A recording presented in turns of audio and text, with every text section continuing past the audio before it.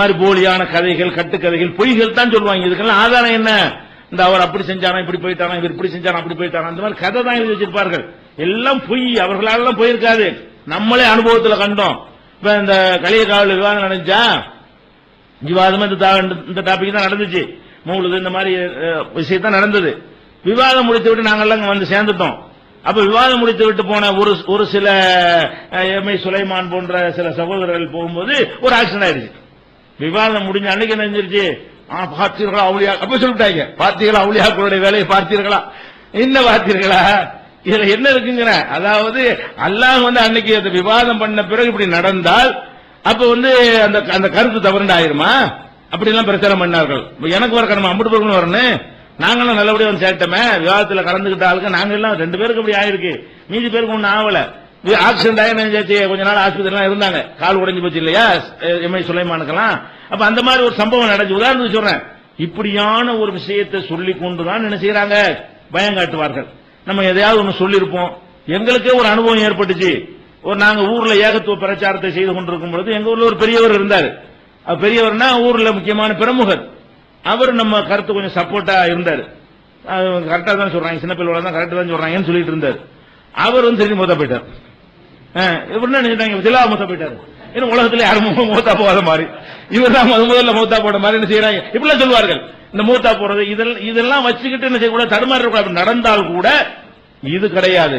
அப்ப நான் என்ன கேட்கிறேன், இப்ப ரசூல் ஸல்லல்லாஹு அலைஹி வஸல்லத்தை இதே மாதிரி எடை போட்டீங்கன்னா இஸ்லாத்தை கூட பொய் ஆக்கிற முடியுமாங்க? ரசூல் ஸல்லல்லாஹு ஒரு ஆம்பளை பிள்ளை எல்லாம் கொடுத்தான், ஆம்பளை பிள்ளை மூத்தா போச்சு, சின்ன பிள்ளையிலேயே நம்ம தெய்வத்தை மோதுனாரா பாத்தியா அப்படின்னு சொல்லிக்கலாம்ல. அப்படி வருமா இல்லை? நீ சொன்ன மாதிரி பேசுறதா இருந்தா அப்படி வருமா இல்லை? ரசூலுல்லாஹ் ஒரு ஆம்பளை பிள்ளை எல்லாம் கொடுக்குறான், சின்ன பிள்ளைகள் மூத்தா போச்சு. சின்ன பிள்ளை ஒரு குழந்தை மூத்தா போட பாதிப்பா இல்லை, கிழவனா போய் மூத்தா போன கூட பாதிப்பு இல்ல. சின்ன குழந்தை மூத்தா போன என்ன வரும்? அப்ப மக்கா காபிரும் மதீனா யூதன் இதை சொல்லலாம்ல. அவங்க கூட சொல்லல, நீ சொல்றிய. அவங்க கூட இப்படி சொல்லலையே. பாத்தீங்களா, முகமது சொன்ன தவறான கொள்கையினால் இப்ராஹிம் இறந்து விட்டான்னு அவன் சொல்லலங்க. அதை விட கருக்கட்டவனா இருக்கான் இவன். உலகத்துல வர்றதை வச்சு தீர்மானிக்க இயலுமா? 1-2 நடந்தா கூட தீர்மானிக்க இயலுமா? ரசூலுல்லாஹ்வுக்கு 4 பொம்பளை பிள்ளை எல்லாம் கொடுத்தா 3 போயிடுச்சு உசுரோட இருக்கும்போது. ரசூல் ஸல்லல்லாஹு அலைஹி வஸல்லம் உயிரோட இருக்கிறாங்க, ஜெயினப் இறந்து போயிடுறாங்க. ரசூலுல்லாஹ் உயிரோட இருக்கிறாங்க, ருக்கையா இறந்து போயிடுறாங்க. ரசூலுல்லாஹ் உயிரோட இருக்கிறாங்க, உம்மு குல்சும் இறந்துறாங்க. 3 பொம்பளை பிள்ளை இறந்துருது. இதை பத்தி சொல்லலாமா? நீ சொன்ன மாதிரி சொல்றாங்க. என்ன செய்யணும்? பார்த்தீர்களா, இவர்கள் நம்ம தெய்வங்களை முகமது பேசிக் கொண்டிருந்தார், அல்லாஹ் கொடுத்த தண்டனையை பார்த்தீர்களா? ஆம்பளை பிள்ளைய எடுத்துட்டான், பொம்பளை பிள்ளைய கொடுத்து எடுத்துட்டான். பாத்திமா மட்டும் தான் இருந்தாங்க, அவங்க 6 மாசத்துல மூத்தா போயிட்டாங்க.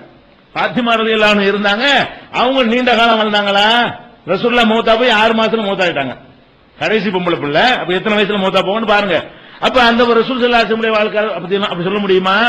இதெல்லாம் காட்டுகிறார்கள். அப்ப நபிகள் நாயகம் ஸல்லல்லாஹு அலைஹி வஸல்லம் அவர்கள் சாப்பாட்டு கஷ்டப்பட்டாங்க, ஒரு பேரிச்சம்பழம் சாப்பிட்டாங்க, ஒரு ஆடைக்கு மறு ஆடை இல்ல. பார்த்தீர்களா, நம்மளை எதிர்த்த காரணத்தினால் சாப்பாட்டுக்கு லாட்டரி அடிக்கிறார்கள் சொல்லலாம்ல. அப்படி பார்த்தா இத ஒரு அளவுகோல். ஒரு முஸ்லிமுக்கு என்ன வரக்கூடாது, இந்த உலகத்தில் என்ன கஷ்டமோ துன்பமும் வரட்டும், துன்பங்கள் நல்லவர்களுக்கு தான் வரும். நல்ல வழங்கிக்கிறேன். அஷத்துன் நாசி பலான் அல் அம்பியா, நபிமார்கள் தான் துன்பங்கள்ல கடும் துன்பம் அனுபவித்தவர்கள். நீ என்ன துன்பம் அனுபவிக்கிற? அப்ப நபிமார்கள் தான் கடுமையான வறுமை, கடுமையான கஷ்டம், கடுமையான எதிரிகளால் தாக்கப்படுறது, ஊரை விட்டு விரட்டப்படுறது, எல்லாத்துக்கும் இலக்கானவர்கள் யாரு? நபிமார்கள் தான். அப்ப நீ வந்து உலகத்துல கெட்டவருடைய கை ஓங்கின காரணத்தினால நம்ம கொள்கை தப்புன்னு ஆயிருமா? அப்ப நம்ம ஏகத்துவத்தில் இருக்கும்போது நம்ம கொல்லப்படலாம், ஏகத்துவம் தப்புன்னு ஆகிவிடாது. ஏகத்துவத்தில் இருக்கும்போது நம்ம வறுமையில் தள்ளப்படலாம், ஏகத்துவம் அதனால் தப்பு என்று ஆகிவிடாது. ஏகத்துவத்தில் இருக்கும்போது நமக்கு பலவிதமான இழப்புகள் வரலாம், பொருள் இழப்பு, பிள்ளைகள் இழப்பு, குடும்ப இழப்பு, தீ விபத்து, அது மாதிரி ஏற்படலாம், நஷ்டங்கள் ஏற்படலாம். அதனால தௌஹீத் தப்புன்னு ஆயிருமா? அப்ப நம்ம எதுல உறுதியா நிக்கணும்? மார்க்கத்தை தீர்மானிக்கிறது இது இல்ல, இது பொய். ஏன் எல்லாருக்கும் இது ஏற்படுகிறது? உலகத்தில் வந்து அப்படி அல்ல, உலகத்தை அமைச்சு வச்சிருக்கிறான், எல்லாருக்கும் வரும். வறுமையா முஸ்லீம்லயும் வறுமை இருப்பான், காபிர்லயும் வறுமை இருப்பான். வறுமையா நல்லவன்லையும் வறுமையில் உள்ள இருப்பான், கெட்டவன்லையும் வறுமையில் உள்ள இருப்பான். செல்வமா நல்லவன்லையும் பணக்காரன் இருப்பான், கெட்டவன்லையும் பணக்காரன் இருப்பான். புள்ள குட்டி செல்வமா நல்லவனுக்கும் புள்ள இருக்கு, கெட்டவனுக்கும் புள்ள இருக்கும்.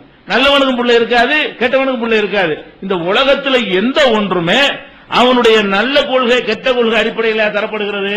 அது ஒரு அளவுகோலா? இந்த அளவுகோலை வைத்துக் கொண்டு என்ன செய்யறது? இது அவனுக்கு ஏற்படாத மாதிரி. நமக்கு ஏற வீட்டுல மூத்தா போயிட்டாங்கன்னா, பாத்தீங்க எங்க அண்ணன் மூத்தா போனு சொன்னாங்க, எங்க அண்ணன் சின்ன வயசுல இறந்து போயிட்டாரு. அப்ப என்ன பண்ணாங்க பாத்தீங்களா, போயிட்டாங்க 33 வயசுல போயிட்டாருனாங்க. 33 வயசுல அப்ப இப்ராஹிம் என்ன செய்யறது, ரசூலுல்லாஹ்வுடைய மகன் இருந்து என்ன பண்றது? இதனால நம்ம கொள்கை விடவா செஞ்சோம்? இன்னும் ஒரு ஏக்கர் நம்ம இருந்தோம். ஒரு ஆள் மௌத்தா போன, நான் கூட மௌத்தா போனலாம், சின்ன வயசுல மௌத்தா போயிட்டான்னு சொல்ல முடியுமா? அப்ப அதனால கொள்கை தப்புன யாரு இருக்கா நிரந்தர அபயமித்த பஹுமுல் ஹாலிதூன். நீ மௌத்தா போயிட்டு அவங்க எல்லாம் நிரந்தரமா இருக்க போறாங்கன்னா நல்லா கேட்கறான். எப்ப இதை சொல்லணும்? தௌஹீதாலா பொறுக்கி பொறுக்கி செத்துறணும். இவங்க பாட்டுக்கு ஒரு 2000 வருஷம் வாழணும்னு சொல்லு, நான் கேட்டுக்கிறோம். எப்படி காட்டுன ஆதாரம்? தௌஹீத்வாதிகள் எல்லாம் அப்படி பொறுக்கிறது மாதிரி செத்து போயிடும். உலகத்துல இருக்கிறதெல்லாம் கபர் வணங்கி கூட்டம் மட்டும் மிச்சமா இருந்தா நீ என்ன செய்ய பாத்திரலான்னு சொல்லு. நாங்க 10 செத்தா நீ 10 ஆண்டா சாவுற, அதே ரேஞ்சு தான் ஓடிக்கிட்டு இருக்கிறது. நாங்க 10 பேர் ஏழையா இருந்தா நீ 10 பேர் ஏழையா தானே இருக்கிற. நாங்க 10 பேர் பிள்ளை இல்லாம தான் நீ 10 பேர் பிள்ளை இல்லாம தானே இருக்கிற. அப்ப இந்த உலகத்தில் ஒரு இதான் இவர்கிட்ட ஆதாரம். இந்த பலவீனத்தை வைத்துத்தான் நம்மளை நிரந்தர நரகத்துக்கு கொண்டு போவதற்கு அழைக்கிறார்கள். இதெல்லாம் கணக்கு, இது கொள்கைக்கு இது சம்பந்தமே கிடையாது. உலகத்தில் உள்ளது அல்ல பறவை விட்டு விட்டான், தூக்கி எரிஞ்சு விட்டான். நல்லவனும் கிடைக்கும். ஒரு கையில ஒரு சில்லற காசை மாத்தி வச்சு நான் வீசினேன்னு வைங்களேன், யாரு கொண்டாலும் கிடைக்கும்ல. ஒருத்தர் 5 கிடைக்கும், ஒருத்தர் 2 கிடைக்கும், ஒருத்தர் கிடைக்காம போயிடும். அந்த மாதிரி எல்லாம் வீசி எரிஞ்சிருக்கிறான். நல்லவன் கெட்டவன் பார்த்து பொறுக்கி எடுத்து கொடுக்கிறது அங்க இருக்குது. பொறுக்கி எடுத்து அங்க பார்க்க போறோம். அந்த தௌஹீதுல இருந்த காரணத்தினால என்ன நன்மைங்கிறது எங்க தெரியும்? அங்க போகும்போது நிரந்தர நரகத்துல போய் வாடும் போது அப்ப நாங்க பேசுவோம். நிரந்தர நரகத்துல போய் அதுல வாட்டும் போது பத்தியாடா யார் சொன்ன சரி, அப்பதான் பிரிச்சு அடிப்பான்ல. இங்க பிரிச்சு அடிக்க மாட்டேங்கிறான். பிரிச்சு என்ன செய்ய மாட்டேங்கிறான்? நல்லவனுக்கு ஒரு கெட்டவனுக்கு ஒண்ணு கொடுக்க மாட்டேங்கிறான். அங்கதான் என்ன செய்யறான்ல, நிரந்தர நரகத்துக்கு போற ஒரு லிஸ்ட் வச்சிருக்கிறான், நிரந்தர சொர்க்கத்துக்கு போற ஒரு லிஸ்ட் வச்சிருக்கிறான். ஏகத்துவத்தில் இருந்தவனை தவிர எவனும் சொர்க்கத்துக்கு போக முடியாது. சிறுக்கு வைத்த எவனும் ஒரு காலத்திலும் அவன் சொர்க்கத்தினுடைய வாடையை நுகர முடியாது. அதுக்குத்தான் இந்த கொள்கையில் இருக்கணும். இந்த ஏகத்துவ கொள்கையில் நம்ம இருப்பதற்கான அடிப்படை காரணம் என்ன? இந்த உலகத்தின் விளைவு அல்ல, மறுமையில் நம்ம வெற்றி பெற வேண்டும். மறுமை வாழ்க்கைக்காகத்தான் இந்த இஸ்லாத்தில் இருக்கிற. இஸ்லாமே வேணாம், உலகத்தில் ஜாலியா இருந்துட்டு போயிடலாம். இஸ்லாம் இல்லைன்னு சொன்னா எந்த கட்டுப்பாடு கிடையாது. தண்ணி அடிக்கலாம், திருடலாம், மோசடி பண்ணலாம், எல்லா விதமான கெட்ட பழக்கங்களையும் செய்யலாம், யாரும் கேட்க மாட்டாங்க. அதெல்லாம் விட்டுட்டு இதுக்கு வந்திருக்கிறோம். உலகத்தை கணக்கு பண்ணி வந்திருக்கிறோம். இந்த உட்கார்ந்து தூங்கலாமா? நல்ல ராத்திரி வந்து உட்கார்ந்து இருக்கிறீங்க. உலகத்தை கணக்கு பண்ணா நம்ம என்ன தூங்கல செய்யணும். போய் மனிதனுடைய இயற்கை என்ன? ராத்திரில தூங்குறதான இயற்கை, கண்ணுக்கு ஓய்வு கொடுக்கறதான இயற்கை. அதை வென்று எதுக்கு உட்கார்ந்துட்டு இருக்கிறோம்? அது மறுமைக்காகத்தான், உலகத்துக்கு கிடையாது. அப்ப நம்ம செய்கிற பசியா இருக்கணும். நோம்பை எது வைக்கிறோம்? திங்கிறது நல்லதா, திங்காம இருக்கிறது நல்லதாடா? எது நல்லது? திங்கிறது நல்லது. அதுதான் நல்ல எல்லா அநியாயமும் அதுதானே பண்றான். உறிஞ்சா வயிறு இல்லாட்டி உலகத்தில் கலாட்டாங்கிறான். இந்த உறிஞ்சா வயிறு தான் நம்ம நடக்கிறது. அப்ப திங்கிறது தான் நல்லதுன்னு தெரியும் போது ஏன் திங்காம இருந்தீங்க? எதுக்கு ஒரு மாசம் பட்னியா கிடந்தீங்க பகல் பூரா? அப்ப மறுமைக்காகத்தான், இந்த உலகத்து கணக்கு கிடையாது, மிச்சப்படுத்துறதா இருந்தோம். அப்ப நம்முடைய எல்லா இபாதத்துகளா இருந்தாலும், கொள்கையா இருந்தாலும், கோட்பாடுகளா இருந்தாலும் நீங்க எங்க தடுமாறுவீங்க? உலகத்துல என்னமாவது ஏற்படும் போது உடனே அது சம்பந்தம் இல்லாம முடிச்சு போடுறது. சம்பந்தம் இருந்தா முடிச்சு போட்டா பரவாயில்ல, சம்பந்தம் இல்லாம என்ன செய்யறது? மத்தவன் செத்தா நம்ம அப்படி சொல்லவே மாட்டேங்கிறோம். எத்தனை பேர் கபர் உடைங்கன்னு நீங்க இப்படி சொல்றாங்க சொல்லலாம். நாங்கள் இந்த ஏகத்துவ பிரச்சாரத்தை செய்யும் பொழுது பெரிய பெரிய ஸ்டார் ஹீரோக்கள்லாம் இருந்தார்கள், பெரிய ஸ்டார் பேச்சாளர்கள், நட்சத்திர பேச்சாளர்கள் இருப்பாங்க. பேச்சு அன்னைக்கே ஒரு கூட்டத்துக்கு 1000 2000 வாங்குவாங்க.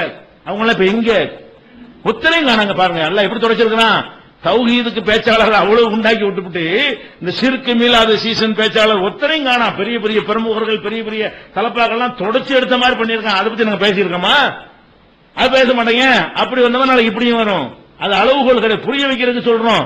அந்த மாதிரி அல்ல தொடச்சு கூட எடுத்திருக்கிறான். நாம பேசுவது கிடையாது. அவர்கள் எவ்வளவு கஷ்டங்கள் துன்பங்களுக்கு ஆளாவார்கள். அது ஒரு பிரச்சனை ஆகிய மறுமைக்காக இந்த கொள்கையில் நாங்கள் இருக்கிறோம், உலகத்தினுடைய விளைவுக்காக வேண்டி இல்ல. இதை நீங்கள் தெளிவாக புரிய வைத்துக் கொண்டு மனசுல பதிய வைத்துக் கொண்டீர்களே, ஆனால் ஒரு காலத்தில் உங்களுக்கு தடுமாற்றம் வராது, சலனம் வராது. நம்ம சொல்ற கொள்கை சரியாக தவறாங்க குர்ஆன் தான் ஆதாரம், உலகத்து நடைமுறைகள் ஆதாரம் கிடையாது. ஹதீஸ் தான் ஆதாரம். அல்லாஹ் அனுமதிச்சா செய்யுங்க, தடுத்தா விட்டுருங்க, அது என்ன வந்தாலும் பரவாயில்லை. அதனாலதான் உங்களுக்கு தியாகங்கள்லாம் சஹாபாக்கள் பண்ணாங்க. உங்களுக்கு ஊர் வீட்டுலாம் ஓடினதுக்காக ஓடினாங்க. பார்த்த உலகத்திலிருந்து பார்த்தோம்னா மக்கா காபீர் நல்லா இருந்தானா ரசூலுல்லாஹ்வுடைய சஹாபாக்கள் நல்லா இருந்தாங்களா? அப்படி மேல இருந்து இப்படி பாருங்க, இஸ்லாத்தையும் விட்டுட்டு அதையும் விட்டு மேல இருந்து இப்படி ஆய்வு பண்ணி பார்த்தா யார் நல்லா இருப்பா தெரியும். உலக கணக்குல பார்த்தா யார் நல்லா இருந்தா? மக்காவுல நல்லா ஜாலியா இருந்தாங்க, சாப்பாடு கவலை இல்ல, அது கவலை இல்ல, நிம்மதியா இருந்தாங்க, பணம் காசு குளிச்சுக்கிட்டே இருந்துச்சு, தண்ணி அடிச்சுட்டு இருந்தாங்க, ஆட்டம் போட்டு இருந்தாங்க, ஒரு சந்தோஷம். இங்க பார்த்தா என்னது? குடிசை மண்ணில் வாழ்ந்துட்டு இருந்தாங்க, சாப்பாட்டுக்கு வழி இல்ல, ஒரு நாளைக்கு ஒரு பேரிச்சம்பழம், ஒரு துணிக்கு மறுதுணி இல்ல, இப்படி ஒப்பிட்டு பார்த்தா எது நல்லா இருக்குது அதான் நல்லா இருக்குது, அதனால சரியான கொள்கையாயிருமா? அதனால இந்த கணக்கு நமக்கு வர வேண்டாம். எந்த ஒரு காலகட்டத்திலையும் நாம இன்னும் சொல்ல போனா தௌஹீதுல இருந்தால் அல்லாஹ் சோதிப்பதற்காகவே சில கஷ்டங்களை கொடுப்பான். அது இன்னும் கொஞ்சம் நமக்கு பெரிய கிரேடை மறுமையில உண்டாக்கி தர. அப்போ ஹஸ்பி அல்லாஹ் இறைவா நீ போதும், தாங்க முடியாம சோதிச்சிடாத. நம்ம அப்படி கேட்கணும், ரப்பனா லா துஹம்மில்னா மா லா தாகத லனா பிஹி, எங்களுக்கு தாங்க முடியாத சோதனை தந்துடா, சோதிச்சு பாரு, உனக்கு ரைட் இருக்கிறது, தாங்குற மாதிரி கொஞ்சம் கொடு, நாங்க தடுமாறுற மாதிரி சோதனை கொடுத்துறாத என்று அல்லாஹ்விடத்தில் கேட்டுக்கொண்டு அதை தாங்கிக் கொள்ளணுமே தவிர தடுமாற்றம் வந்துவிடக் கூடாது. இதை புரிந்து நடக்கக்கூடிய நன்மக்களாக அல்லாஹ் ரப்பல் ஆலமீன் நம் அனைவரையும் ஆக்கி அருள் புரிவானாக. சொர்க்கத்தில் நிலையான சொர்க்கத்தில் செல்லக்கூடிய மக்களாகவும் நிரந்தர நரகத்திற்கு போகக்கூடிய இந்த ஷிர்க்கிலிருந்து நாமும் நம்முடைய சந்ததிகளும் விடுபட்ட மக்களாகவும் வாழ்வதற்கு அல்லாஹ் அருள் புரிவானாக என்று கூறி நிறைவு செய்கிறேன். வாஹிரு தாவானா அல்ஹம்துலில்லாஹி ரப்பில் ஆலமீன். அஸ்ஸலாமு அலைக்கும்.